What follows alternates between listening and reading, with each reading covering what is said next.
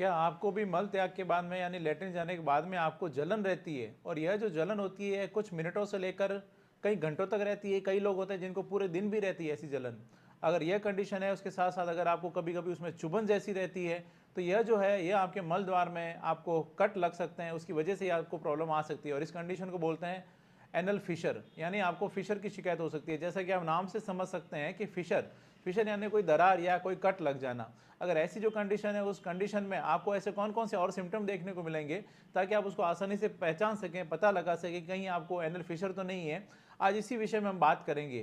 तो यदि आपके साथ में भी कोई पाइल्स या फिशर की या फिस्टुला की अगर आपको कंप्लेन है, और आप अगर ऑपरेशन करा चुके हैं, अगर फिर से हो गया, या फिर आप ऑपरेशन नहीं कराना चाहते हैं, तो मैं आपको सजेशन दूंगा एक बार आप होम्योपैथी जरूर लें।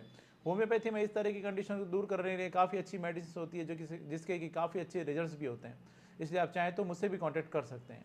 लंबे समय तक अगर आपको कब्ज रहता है, कॉन्स्टिपेशन रहता है, स्टूल अगर आपको हार्ड आता है, यानी आपको कब्जियत की अगर आपको शिकायत है, आपका जो मल त्याग करने में आपको अगर परेशानी है, स्टूल अगर हार्ड आ रहा है, या स्टूल आपको 1 या 2 दिन तक नहीं आता है, बड़ी स्टूल आती है, उस कंडीशन में वहाँ पर आपको मल द्वार पर आपको कट लग जाते हैं, या इस तरह की जो रगड़ होती है वो रगड़ लग जाती है, और इस तरह की जो कट लगते हैं उस कंडीशन को ही बोलते हैं एनल फिशर। यह जो एनल फिशर होते हैं यह काफ़ी पीड़ादायक कंडीशन होती है। कई लोग होते हैं जो कि आकर बताते हैं कि उनको करीब करीब आधे दिन तक उनको जलन रहती है। कई दफ़ा ऐसा भी होता है कि पूरे दिन तक उनको पेशेंट को जलन रहती है, और उनको मल त्याग से उनको डर लगने लग जाता है। ऐसी जो कंडीशन होती है, उस कंडीशन को पहचानने के लिए कि कहीं आपको एनल फिशर तो नहीं है, उसके लिए आज का वीडियो जो है वो आपके लिए मैं लेके आया हूँ। अब अगर हम बात करें इसके सिम्टम्स की, कि इसको आप कैसे पहचानेंगे ताकि आप उसको समय रहते उसको पहचान उसका उचित उपचार कर सकें, तो इसमें जो सबसे पहला और जो मुख्य सिम्टम होता है, जैसे मैंने आपको इंट्रोडक्शन में बताया था, मल द्वार में आपको जलन रहना, लेटरिन जाने के बाद में आपको कई देर तक आपको कई घंटों तक आपको जलन रहती है। और यह जो जलन होती है, यह जलन आपको कभी कभी पेशेंट आके बताते हैं कि उनको आधे दिन तक या पूरे दिन तक बनी रहती है। अगर ऐसी कंडीशन है तो यह कंडीशन आपको एनल फिशर या आपको यह हो सकते हैं। इसके अलावा आपको मल द्वार में आपको चुभन महसूस हो सकती है, और यह जो कंडीशन होती है कई दफ़ा आपको काफ़ी पीड़ादायक होती है, उसमें कभी कभी आपको दर्द या इचिंग भी हो सकता है।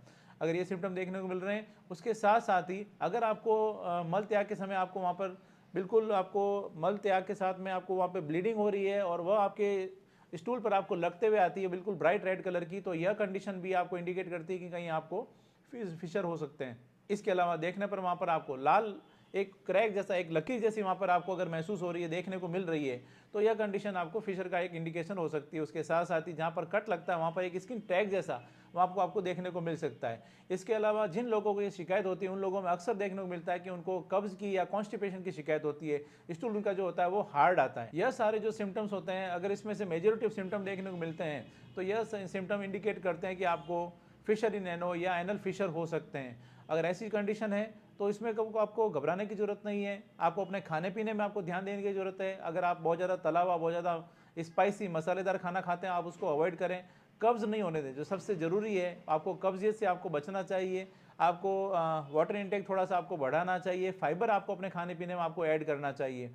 उसके साथ साथ में कुछ होम्योपैथी मेडिसिन जो कि अगर आप अपने डॉक्टर की सलाह अनुसार लेते हैं, तो आप अपने फिशर को बिना ऑपरेशन भी आप ठीक कर सकते हैं। क्योंकि एनल फिशर के लिए कई ऐसी होम्योपैथी मेडिसिन हैं जो कि अवेलेबल होती है, जिसके काफ़ी अच्छे रिजल्ट्स होते हैं। जैसे कि इसमें नाइट्रिक एसिड, इसके अलावा रेटेनिया, कैप्सिकम, कैलकेरिया फ्लोर, और भी बहुत सारी मेडिसिन है जो कि इसमें काम में ली जाती है, जिसके काफ़ी अच्छे रिजल्ट्स देखने को मिलते हैं। इसलिए आपको अगर आप चाहें तो इसके लिए आप मुझसे भी कांटेक्ट कर सकते हैं प्रॉपर ट्रीटमेंट के लिए। मैंने अपना कांटेक्ट डिटेल दे रखा है। मैं उम्मीद करता हूं आज मैंने आपके साथ में जो भी जानकारी शेयर की है आपको ये पसंद आई है और आपके लिए फ़ायदेमंद साबित होगी। इसी तरह मेरे साथ जुड़े रहे, इस चैनल को सब्सक्राइब करें, बेल आइकन जरूर दबाएं ताकि जैसे ही कोई नेक्स्ट वीडियो अपलोड करूँ आपके पास उसका नोटिफिकेशन आ सके। Thank you.